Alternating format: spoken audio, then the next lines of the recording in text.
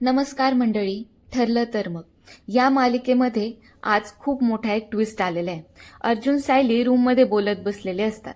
आता सायली अर्जुनला स्वतः तन्वी असल्याचा अजून एक पुरावा दाखवत म्हणते, ही बघा, तन्वीच्या पायावर खून आहे ना, सेम खून माझ्या पायावर सुद्धा आहे. थांबा, मी तुम्हाला दाखवते. आता सायली पाय वर करते आणि अर्जुनला खून दाखवते. पण ती खून पाहून अर्जुन म्हणतो, अगं सायली, ही खून नाही वाटत आहे ग, हा फक्त एक काळा डाग आहे. आणि तुला हा डाग प्रियामुळे भाजलं होतं, आठवतंय का? हे ऐकून आता सायली जरा निराशच होऊन जाते आणि तिचं तोंडच पडतं.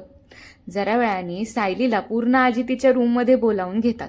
तिथं पूर्ण आजी सायलीला सोन्याची चेन गिफ्ट देतात आणि ती तिच्या गळ्यात स्वतःच्या हाताने घालतात सुद्धा आणि म्हणतात, मी ना तन्वी, तुला लहानपणी अशीच दागिने घालून देत होते बरं का.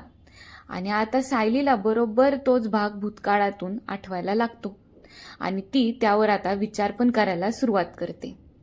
जरा वेळाने सगळे अन्नपूर्ण निवासमध्ये जमा होतात. हॉल मस्त सजवलेला असतो. तिथं आता सुमन सगळ्यांना म्हणते, अरे, आज मी सर्वांना सरप्राईज देणार आहे. आणि दाराकडे बघते आणि आवाज देत म्हणते, ये रे आत, ये. सगळे ना तुझी वाटच बघत होते. सगळे दरवाजाकडे बघू लागतात. सगळ्यांना उत्सुकता असते, कोण येणार आहे हे जाणून घ्यायची. आणि तो व्यक्ती येतो पण कसा, तोंडापुढे फुलांचा बुके धरून तो आत येतो आणि जसा तो फुलांचा बुके साईडला करतो तर तो दुसरी तिसरी व्यक्ती नसून सुमन आणि नागराजचा मुलगा राजेश असतो. हा तोच आहे ज्याने खूपदा सायली अर्जुनचा पाठलाग केलाय.